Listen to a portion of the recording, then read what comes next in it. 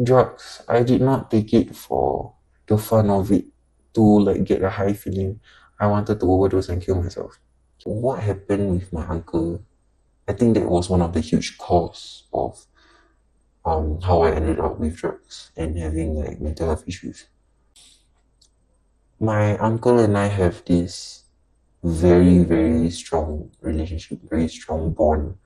He was my best friend and my father figure. Was since I was 12 years old, then until I was 14 years old, he basically said nasty things, um, and touched me here and there. And then when I told my family, I told my mom told her siblings, and things kind of went downhill there. But nobody believed me.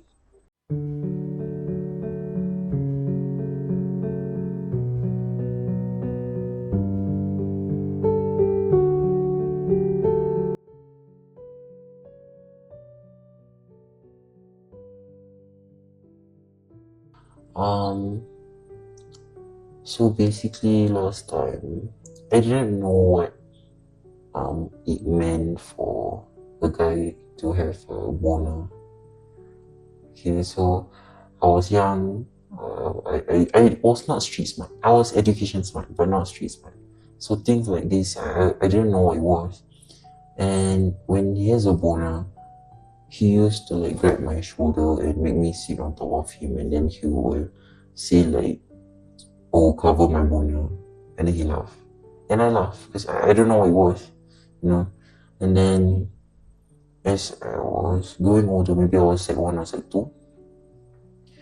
Um, I don't wear bra at home, but I did not know he was coming. So when his family came over, I was in the kitchen doing my chores, and then he touched my nipple. So he touched it, and then after that he was just like laughing about it. Then he was saying things like, "Oh, you never wear bra." Then he just laughed. Then again, when I get anxious, I just laugh it off. So I laughed, but then after that I was like, stop." And after that, but I was laughing. So I don't know if he got the message. That I felt uncomfortable. Other than that, there were verbal things like um oh wait, he also I was doing my chores in the kitchen. He suddenly took my hand, put it at his private area. But it was totally like unnecessary because he was basically asking me which side do you think it's on. And then I just answered randomly. I was like, left. Then he put my hand there and then he said, no, right, ha. Then he laughed. And then he, like, I turned around to continue my chores. And he did it again. He asked me again, which side is it on now? Then I just said random side. And then he took my hand again and he said, no, middle. I followed him to the handicapped toilet before to change diapers for his children, his toddlers. And he wanted to pee. I wanted to leave, but he already opened his zip, so I just turned around and faced the door. And then suddenly he called my name. So I turned around and I saw like his private area sticking out. And then I quickly turned around and I was like, you disgusting sir. And that's all. And then he laughed. Then when I was leaving, then he was like asking me like big right, things like that. I think one of the last things that he did that triggered me was I was like on a sofa, was lying down, my head was already here. So like I couldn't move anyway, like I was already at the headboard. So he started patting my hair, then and then until my cheek. Then he suddenly like put his thumb like in my mouth. And then the first thing I did was try to move back. I didn't push his hand first, I moved back. But I was already at the headboard. So then I pushed his hand out. And after that, I don't remember, like I don't think he said anything. He just laughed. Then yeah. Maybe when I was 12 years old, I still, was kind of clueless. Not much of uncomfortable, just, practically, to me, it's like he taught me to look at it as a joke. So of course, I grew up learning it as a joke. But in sec one, sec two, we start to learn about sexual education. Then I realized, these things are wrong. And then I started to feel uncomfortable. So, like, I still kept quiet for 2 years, throughout the 2 years though. It's still happening here and there. He still said a lot of things. And the times that he asked me to cover his wound, like sit on top of him, it was not once, it was like almost every time that we met. Yeah.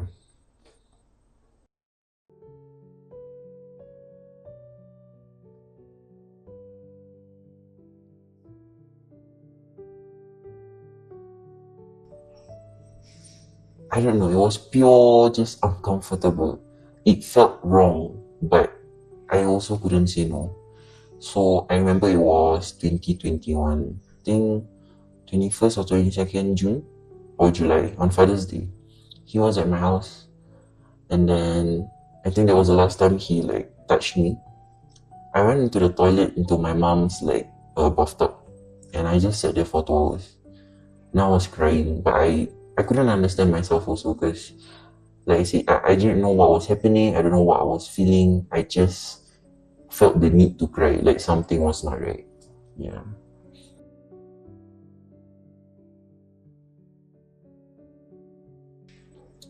I told my mom about it, but she told, I mean, for them to settle it, it was meant to be like internally, but then I accidentally said it to my counselor at school, and then they ended up bringing it up to my form teachers, my principal, and then to child protection officers.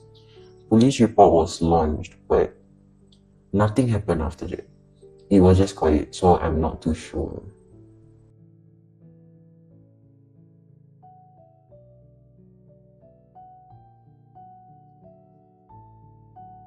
I kind of wrote what I experienced.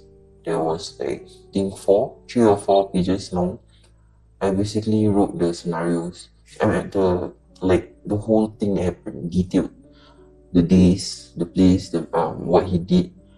But they were trying to see if what I said was the same as what I wrote. Because if I were to lie, I probably jumbled things up, but I didn't.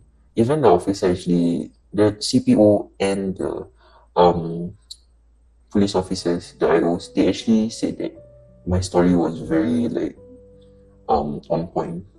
But I think it was because they had no proof. But yeah, I'm still not sure what actually happened. But that he's not in prison. He's still outside, so I still just don't know. I still don't know what's going on. Yeah. When I asked my parents, they also just said that case closed or something, like the IO didn't get back.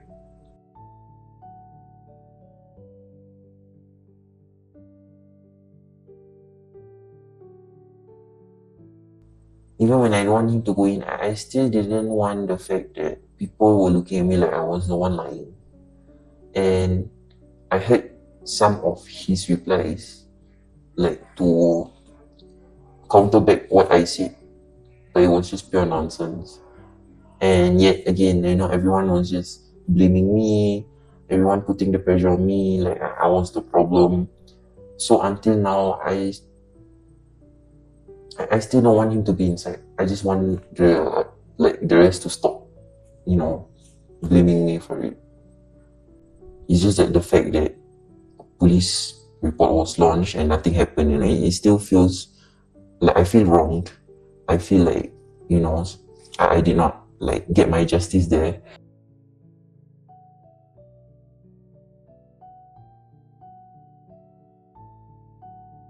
I'm not expecting my family to go against him, but I just wanted them to realize that things happen to me and I'm still strong. So instead of, because actually after that, they actually blamed me and they don't trust me, but there was a sentence that one of my aunties said that really like triggered me because she said, if it happened, it's still my fault because of what I'm wearing. but I was wearing, a oversized t-shirt with shorts, and I'm at my house. So, I was not happy about it. But like I said, all I asked was of them to um not even blame me, and also just respect my decision, because even after that, sometimes family gatherings, right, I'm still forced to go and face him, but I couldn't.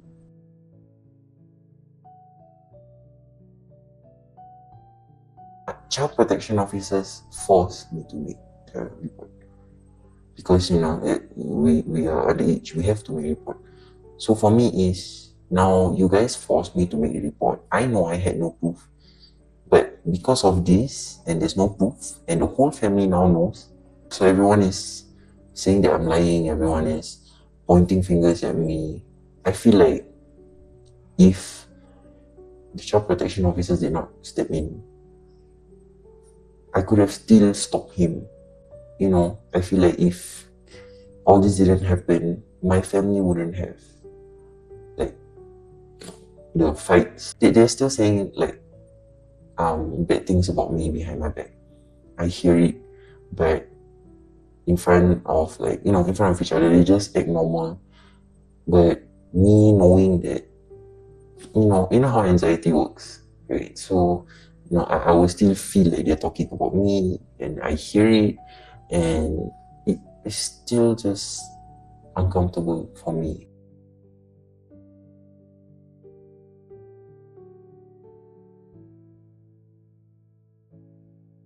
With that main um issue with my family, I feel like everything was pinpointed on me. Sometimes, I feel like things did not have to happen this way. My mom has anxiety too, and I feel like if I did not, I still used to blame myself. I blame myself. I said, if I did not open my mouth, I did not say anything about it, the counselor wouldn't have called the CPO, CPO wouldn't have made me make police report, and my whole family wouldn't know. And with all that, I feel like it caused my mom to also worsen her anxiety and depression. So I still blame myself.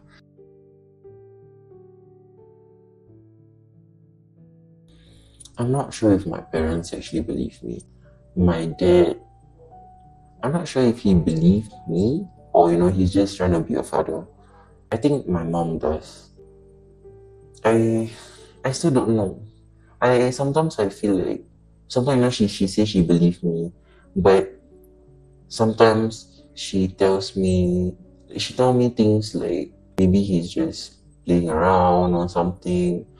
But sometimes she I feel like maybe she just want to be a mother. How can a mother not believe her daughter, right? But I don't know if it was that or she actually believed. I refuse to believe that she believed me, because she still, wants me to face him and just say like ignore it. But it is trauma. I can't really just sit there and ignore it, not cry, not act out. So yeah.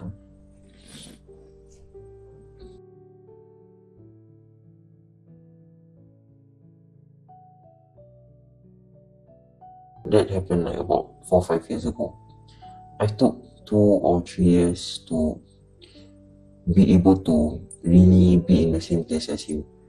Recently this year I went to like family gathering. I was able to stand near him and all that. I was okay. But there was a time I was in the toilet. He didn't know I was there, but he just knocking the door to see if anyone's there. I couldn't even like voice out to say that there's someone there. I feel the fear.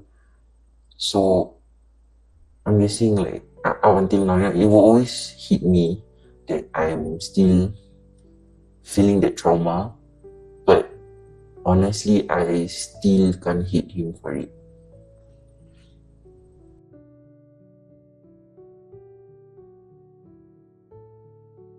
I feel like I'm doing very well. I'm seeing a doctor at CGH. I have counseling there also. Basically, right now I'm given mood stabilizers. So I have like episodes of being hyper and then depression and then hyper, something like bipolar. And with that, it's kind of hard to cope because sometimes I don't know why, my mood is flying around. But I'm still trying. And honestly, I'm proud of myself because I'm 3 months in recovery from drugs. But even then, I'm currently a student. I'm the class rep. I'm a bridge leader. I'm a student council. I'm also in soul percussion. And then outside, I have a support group. And I'm actually kind of working towards being a peer trainee and peer mentor here.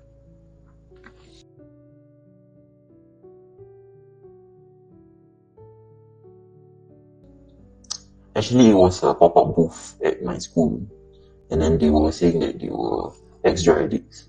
And I was talking to them, and I said I was one too. I was only 1 month in recovery then. So, I also asked them like, what do you guys do? Then they told me like they do volunteer work, then programs and workshops, learning how to cope and stay away from drugs, not relapsing, right? So honestly, like I said, I feel like no one else can help you unless you want to help yourself. But I feel like everything, it's worth giving a shot. So I did. And so far, I feel loved by my support group because I'm the youngest here. But, I go around sometimes calling them like mother, father, grandfather. And, we've all been through the same like way, the same path. And I feel like, they don't judge me, they understand me. They've probably done worse than me, but they are still there to help. I feel happier now, yeah.